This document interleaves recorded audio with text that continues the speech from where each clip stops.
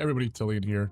Today is Anaxa's release day, so I just thought I'd make a really quick video, kind of going over him, his initial reception, and his kit a little bit, as well as some of the building blocks around him, because I find him to be kind of a uniquely cool and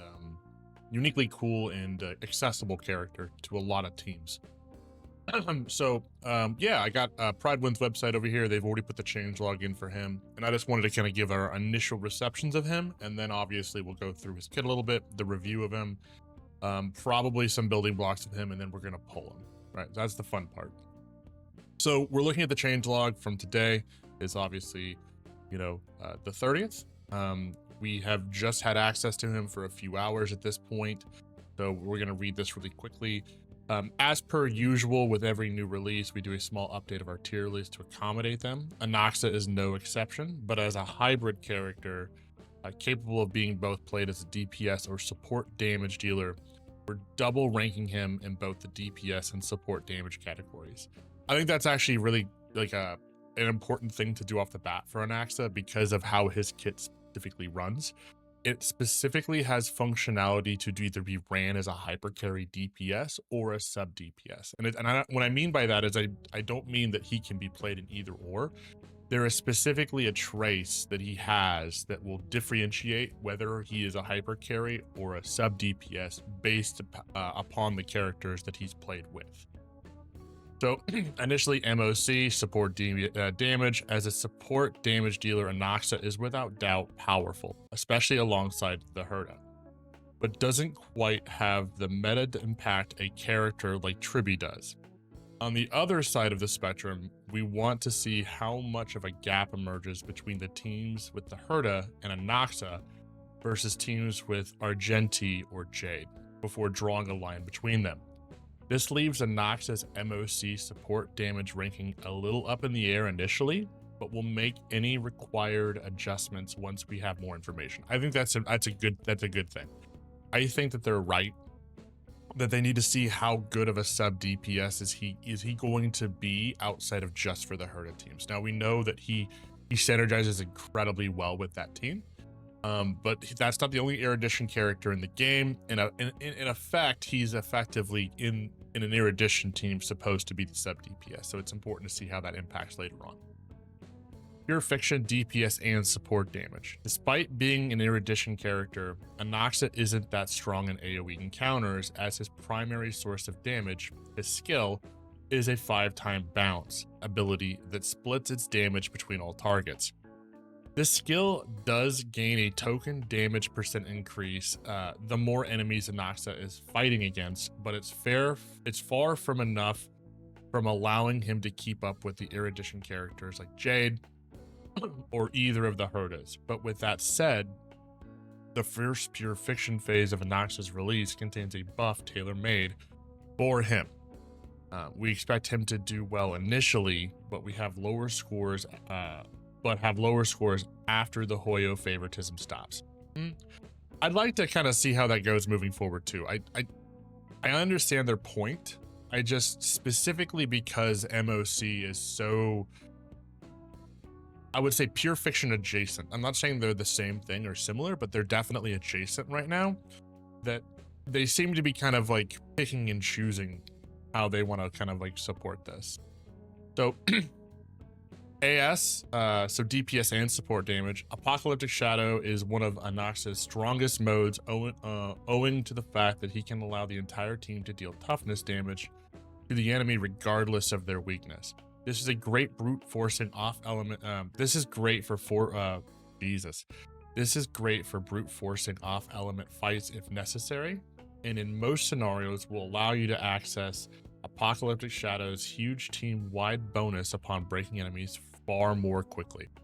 I agree with this. I think he's definitely going to be one of the stronger Apocalyptic Shadow specific characters if you want to think of him as such. Obviously allowing almost any team to cause some type of toughness bar breaking, which is obviously the most important part of that mode. Now it's important to remember that his weakness implant also doesn't cause resistance shred. So resistance percentages are still in place even if you can break the toughness bar. But realistically, in Apocalyptic Shadows, once you get that buff, it is just so much more damage output that it's the most important part to the mode. So if we go over here and we look at Anaxa's pros and cons list, they're going to say it up here at the top. Can be played both as a main DPS and sub DPS. I actually like this. I think that they should actually make more characters have linchpin traces that allow them to kind of shift between different modes of their usability versus just kind of having the flexibility because of their just general utility overall. He can implant all 7 weakness types on all enemies incredibly fast, allowing the whole team to break enemies. I mean, that's kind of the basic point of his kit. Strong single target damage and toughness bar damage for an erudition character. Yep, we know that Bounce has always had kind of a really great toughness bar damage impact. Has a guaranteed crowd control to disrupt extra actions from enemies. This is kind of case by case, obviously, because not every single encounter, boss, or mob has secondary actions, so it's important to know that this isn't so useful as it may seem at first glance, but when it's useful, it's incredibly useful. Flexible rotation, able to use both basic attacks and still achieve a 2-turn ultimate rotation. This is, again, this 2-turn ultimate rotation is going to be kind of brought up a few times. It's important to note that you need a couple of things in order for the 2-turn ultimate rotation. Either it be you need to be hit, you need to have the energy regen rope, you need to have, I think Von Walk is something you can kind of use, but it's kind of a bad trade-off realistically. And 2, his light cone helps with this 2-turn rotation impact a lot. It's not something that's going to be for every single person, but it's definitely something to talk about. Excellent synergy is one of the top DPS compositions. Obviously Herta is really good. He enables one of the really good DPSs in the game. That's always a bonus. Specifically, if you do not have Jade, the increases that Anaxa is going to allow for your team to go from a 4-star Serval or a 4-star Herta is going to be obviously a lot. Whenever you're going from like a 1x 4-star to a 3.0 or 3.x sub DPS, obviously there's going to be a pretty big gain there. So their cons are underwhelming AoE scaling for an erudition character. I think just because of the bounce, that's going to be true, right? And specifically, it's kind of the balance and the scaling with damage output. Has competition in his niches as a weakness implanter and erudition support damage. Yeah, Jade's really good. I think people underestimate Jade a lot. She's not talked about a ton, but Jade is a great sub DPS. And then obviously the competition with weakness implant. Obviously, there's a lot of those in regards to specific units like Firefly, other units like, like the break units like Firefly, who else? Boothill, Beishao. There's a few DPS that do their own kind of weakness implant or weakness ignore features. But I don't think that changes the kind of flexibility of him. Obviously, we need to see how Silver Wolf and her buffs turn out, because it could be a direct competition between the two of these characters, but it's something to bring out. I'm not going to go through the entire review. I actually read this. It's a great review. I've always been a big fan of Shoyu's reviews, and I think that they put a lot of care and effort into this. So if you want, please go to Prydwen and read through their entire review. I think they do a good job. Lastly here, I just wanted to look at kind of their initial best light cones and best gear scenarios and just kind of make a point about it. So obviously we did get the Great Cosmic Enterprise, which was, if you did do the anniversary patch rewards or event, you should have this at S5 already in your inventory. It is a great option and kind of being used as it's as the baseline, which I think is a good thing.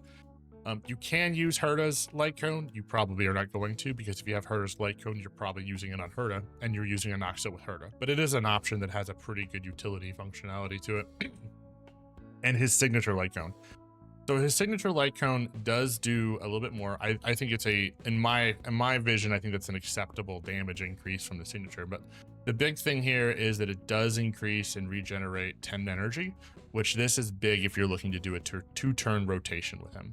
It's also going to, just another thing to note is it's going to increase the wearer's target defense by 12%. Yeah. When the target When the enemy target gets affected by the wear decreases the target's defense by 12%. This is important for one of the reasons down below, and I'll just go to it right away. And that's if you're going to go ahead and use the quantum set.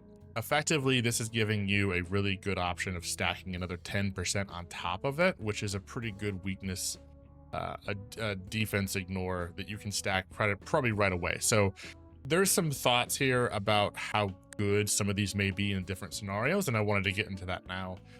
Just best relic sets, you're going to look at here. You have Eagle, Pioneer, Quantum, Scholar, and then Scholar 2-piece. So I think the important thing to note here is that basically everything is in here is fairly close percentage-wise from just baseline calculations. There are going to be some differences based upon who you play him with, how you're playing him, and or if you have the light cone, right? So I think, for example, Quantum with the light cone is going to be really, really nice for stacking defense ignore.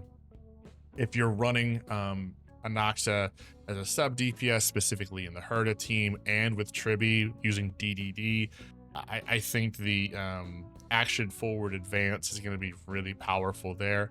But as just a baseline looking at just added damage statistically, I think it shows that there's a lot of utility to Anaxa, and he's fairly easy to build because all of these sets have their utility and use cases. But just as far as a damage output, realistically, these are all within margin of error, right? So they're fairly close on their damage output. There may be some utility and thresholds that we need to look into later to see how well this does, but just wanted to showcase that he's a fairly easy character to get built off the ground and get running, which I think is a nice thing. Lastly, just wanted to go to the very bottom here and look at their initial tiers of where they've put Anaxa. So just as a damage dealer, which is in their hyper carry scenario, he's a tier 1 MOC, a tier 1 pure fiction, and a tier 0.5 apocalyptic shadow unit. And as a support, he's a 0.5 MOC, he's a tier 1 pure fiction, and a tier 0 apocalyptic shadows. Now, I agree with the apocalyptic shadows. I also agree with the MOC. I have questions on their pure fiction hesitancy because in this current MOC, obviously, like, they're not the same wave to wave, but you could make an argument that Flame Reaver, especially in his second wave or second half, is effectively like playing a pure fiction mode. So I'm curious to see why they thought there was such a difference between this MOC cycle and pure fiction, but I would need to test it out myself and maybe come to a little bit more testing and conclusions to that. But this is where I have my biggest discrepancy on just initial, like, kind of thinking it through is that pure fiction and MOC, I don't find them to be drastically different modes right now, just because of the AoE hype that's effectively in the meta of MOC right now. But yeah, once we get the character, we can kind of look into this a little bit more, and we can come to our own conclusions. But that's what Prydwen thinks. I kind of agree with a lot what they're saying there. I'm pretty excited about this character in specifically. So I'm just happy to get in there and pull. So why don't we go ahead and do that? That's actually a great segue. I did not mean to do that. Luck. So we got our girl here. We pulled the Herda team out specifically for this. We're out here looking at the all of our flame cores there. I think it's a beautiful little spot to do some pulls. So we're gonna go ahead and knock that out while we can. Knocks it here. Let's go ahead and do the trial, right? Let's do the trial first.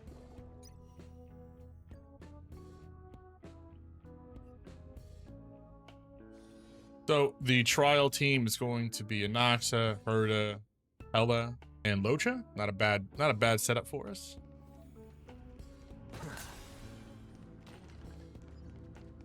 Obviously, I think he's being billed as kind of the Herda's best in slot. We'll go ahead and get rolling. All right. So his basic attack, Pain, Bruise, Truth, deals minor wind damage to one enemy. His skill, deal Fractal Exiles Fallacy, deals minor wind damage to one enemy and bounces 5 times in total, prioritizing bouncing to a target that prioritizing bouncing to targets that have not been hit. The more enemy targets on the battlefield, the higher the damage. Ultimate. Sprouting Life sculpts Earth, inflicts sublimation on all enemies and deals wind damage in all similar state. Targets will be simultaneously inflicted with 7 types of weakness and plant, and can't take action if they don't have control resistance. His talent, after hitting an enemy target, inflicts 1 random weakness. Enemies whose weaknesses reach 5 get inflicted with qualitative disclosure. Anaxa deals increased damage to targets in this quality. So that's important to note, because that's why his ultimate is so important, because it's effectively going to give us 7 types of weakness right off the bat. After Anaxa uses basic attacks or skill on them, he unleashes 1 additional instance. And again, we're going to get an additional skill or basic. That's going to be super helpful for us in how we end up building our ultimates. Prism of the Pupil is his technique, inflicts the terrified state of the surrounding enemies. Attacking a terrified enemy will always be considered as entering battle via weakness, and applies 1 weakness of the attacker's type to all enemies. So we're getting 1 right off the bat, which is nice. Boom. Thanks, Losha. So nice. So we're gonna go ahead and we get an ult right off the bat.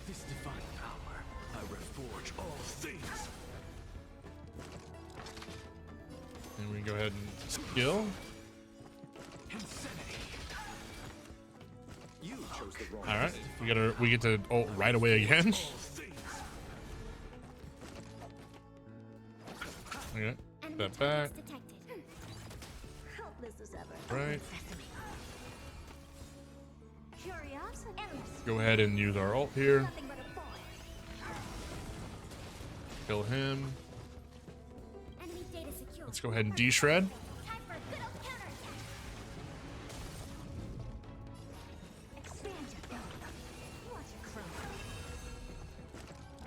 All right.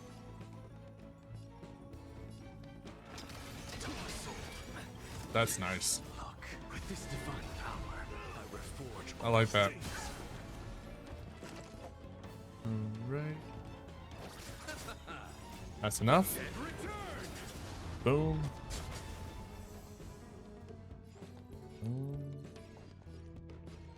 Ready for another? Enemy data network activated. That was enough by Pella. Pella doing some heavy lifting. Boom. And I think this is probably going to be... Yeah, that's it. Yeah, it works well. Works well. Happy to see that. Looks good. Perfect. All right. No more waiting around. We're gonna go ahead and pull. Just to show off here, I did try to build some pity and snipe Fugue. We did not get her, so we are at like 60 pity.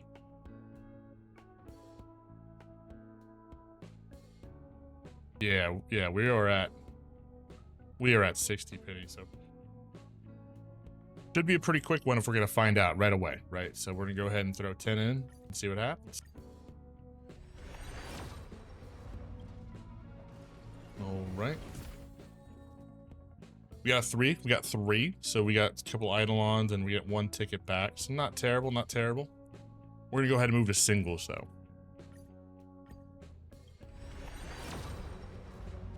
Oof. I didn't see it. Alright,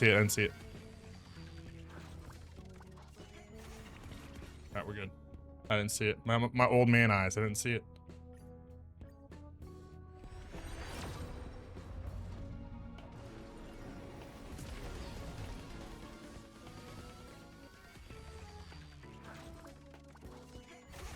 Nope.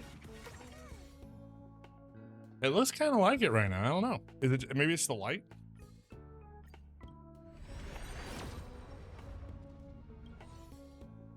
That one I could see. That one I saw.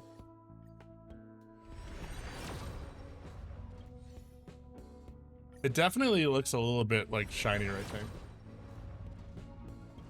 A little more holographic than I think normally. Maybe I'm just that like ready for him to come home.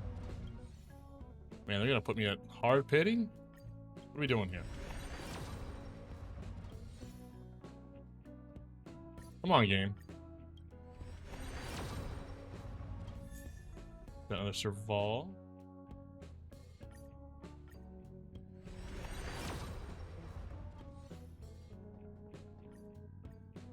Oh, come on, buddy. There we go. All right, we 50-50 time. Just come home. Just come on. Come on. Oof. Yes. Oh, man, that's a good one. That's a good win. That's a good win. There we go. We win the 50-50. We get to keep a little currency. That's nice.